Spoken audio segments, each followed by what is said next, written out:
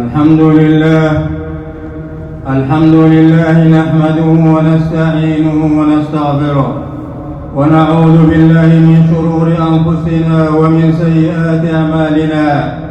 من يهده الله فلا مضل له ومن يضلل فلا هادي له، وأشهد أن لا إله إلا الله وحده لا شريك له، وأشهد أن محمدًا عبده ورسوله بلغ الرسالة ونصح الأمة فتركهم على محجة بيضاء وطريق سديد، صلى الله عليه وعلى آله وأصحابه ومن تبعهم في هديهم الرشيد وسلم تسليما كثيرا.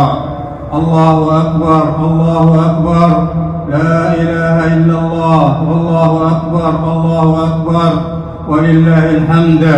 الله أكبر كبيرا والحمد لله كثيرا وسبحان الله بكرة وأصيلا. أما بعد، فاتقوا الله تعالى وأطيعوه واذكروه كثيرا وسبحوه وتزودوا، فإن خير الزاد التقوى، واتقون يا أولي الألباب. ثم اعلموا عباد الله أن عيدكم هذا سماه الله في كتابه يوم الحج الأكبر، فيه ينتظم عقد الحجيج على صعيد منى بعد أن وقفوا بعرفة وأفاضوا من مزدلفة مجتمعين متآلفين متآقين. فالحج فيه اجتماع ووحدة ومساواة وأخوة، ولقد حرص النبي صلى الله عليه وسلم على توحيد الصف وجمع الكلمة ونبذ الخلاف والفرقة. جاء في مسند الإمام أحمد رحمه الله قام صلى الله عليه وسلم في مثل هذا اليوم فقال: يا أيها الناس، ألا إن ربكم واحد وإن أباكم واحد، ألا لا فضل لعربي على أعجمي، ولا لأعجمي على عربي، ولا أحمر على أسود، ولا أسود على أحمر إلا بالتقوى. أبلغت؟ قالوا: بلغ رسول الله صلى الله عليه وسلم. وفي صحيح البخاري قال صلى الله عليه وسلم: فليبلغ الشاهد الغائب. الله أكبر الله أكبر، لا إله إلا الله، الله أكبر الله أكبر ولله الحمد. في هذا اليوم العظيم يتقرب المسلمون إلى ربهم بذبح ضحاياهم، وهي عبادة تظهر فيها معالم التوحيد لله تعالى، إذ أن الذبح عبادة خاصة بالله تعالى لا يجوز صرفها لغير الله، ومن صرفها لغير الله فقد أشرك. وحياة المؤمن الصادق مدارها كلها على توحيد الخالق سبحانه. قل إن صلاتي ونسكي ومحياي ومماتي لله رب العالمين لا شريك له، وبذلك أمرت وأنا أول المسلمين. فالتوحيد هو أصل الدين وأساسه، فلا تقبل حسنة إلا به، وبدونه تحبط الأعمال وإن كانت أمثال الجبال. إنه من يشرك بالله فقد حرم الله عليه الجنة ومأواه النار، وما للظالمين من أنصار.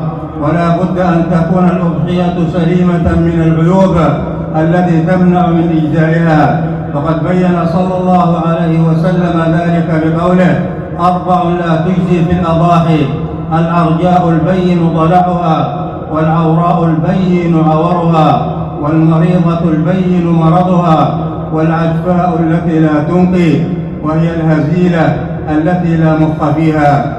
وتجزئ الشاة الواحدة عن الرجل وأهل بيته.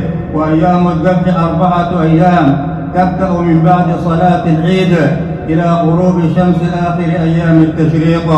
والسنة أن يأكل المسلم من أضحيته ويهدي منها ويتصدق، فبادروا إلى سنة رسولكم صلى الله عليه وسلم، واشكروا الله على توفيقه لكم، وكبروه على ما هداكم. لن ينال الله لحومها ولا دماؤها، ولكن يناله التقوى منكم. كذلك سخرها لكم لتكبروا الله على ما هداكم، وبشر المحسنين. الله أكبر الله أكبر، لا إله إلا الله، الله أكبر الله أكبر ولله الحمد.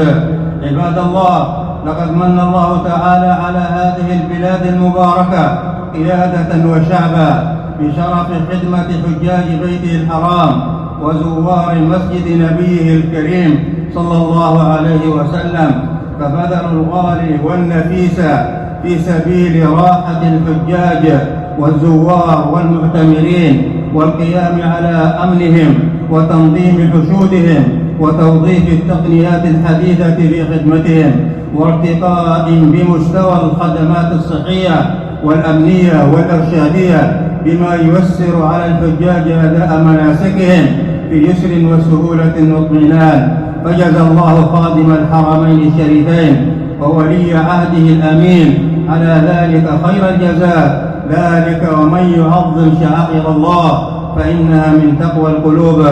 بارك الله لي ولكم في القرآن العظيم، ونفعني وإياكم بما فيه من الآيات والذكر الحكيم، وأستغفر الله لي ولكم ولسائر المسلمين والمسلمات من كل ذنب وخطيئة، فاستغفروه وتوبوا إليه إنه هو الغفور الرحيم.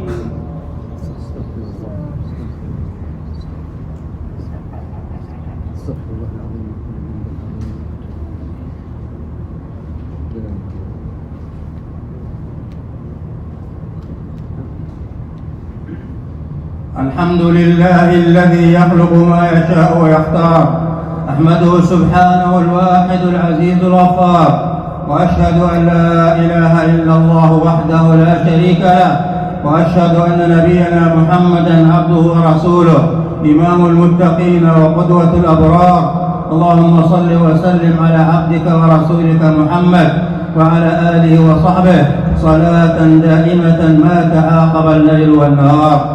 الله أكبر الله أكبر، لا إله إلا الله، والله أكبر الله أكبر ولله الحمد. أما بعد، فاتقوا الله تعالى حق التقوى. عباد الله، العيد أنس وبهجة وتعاطف ومحبة، في العيد نفوس متسامحة ورحم موصولة، فاهنأوا بعيدكم وصلوا أرحامكم وتبادلوا السلام والتهاني، وأدخلوا على أنفسكم البهجة والسرور والسعادة والحبور. وفي الحديث قال صلى الله عليه وسلم: ما من مسلمين يلتقيان فيتصافحان إلا غفر لهما قبل أن يتفرقا. إن هذه الأيام المباركة هي أيام أمر الله تعالى فيها بذكره، حيث قال سبحانه: واذكروا الله في أيام معدودات، فأكثروا فيها من ذكر الله تعالى بالتكبير والتهليل والتحميد في جميع الأوقات وأدبار الصلوات، واشكروا الله تعالى واحمدوه على نعمه التي لا تعد ولا تحصى يزدكم من فضله. اشكروا ربكم على نعمة الإيمان وعلى نعمة الأمن في الأوطان وعلى تيسر الأرزاق وعلى اجتماع الكلمة وصلاح الأحوال. ثم اعلموا عباد الله أن أفضل ما لهجت به ألسنتنا بعد ذكر الله الإكثار من الصلاة والسلام على النبي المصطفى، عملا بقوله تعالى: إن الله وملائكته يصلون على النبي يا أيها الذين آمنوا صلوا عليه وسلموا تسليما. فاللهم صل وسلم على نبينا محمد صلى الله عليه وسلم وعلى آله وأزواجه وذرياته الطيبين الطاهرين وسائر صحابته الكرام الأبرار والتابعين لهم بإحسان ما تعاقب الليل والنهار. اللهم أصلح أحوال المسلمين في كل مكان يا رب العالمين. اللهم احقن دماءهم واجمع على الحق كلمتهم وابسط الأمن والعدل والرخاء في ديارهم. اللهم ادفع عنا الغلا والوبا والربا والزنا والزلازل والمحن وسوء الفتن ما ظهر منها وما بطن عن بلدنا هذا خاصة وعن سائر بلاد المسلمين عامة يا رب العالمين. اللهم احفظ علينا ديننا وقيادتنا وأمننا. اللهم وفق رجال أمننا والمرابطين على حدودنا وثغورنا. اللهم انصرهم على عدوك وعدوهم يا قوي يا عزيز يا ذا الجلال والإكرام. اللهم وفق ولي أمرنا خادم الحرمين الشريفين وولي عهده الأمين اللهم واجزهم خير الجزاء على خدمة الحجاج والزوار ورعايتهما. اللهم امددهم بعونك وأيدهم بتأييدك ووفقهم لما فيه عز الإسلام وصلاح المسلمين يا رب العالمين. سبحان ربك رب العزة عما يصفون وسلام على المرسلين والحمد لله رب العالمين.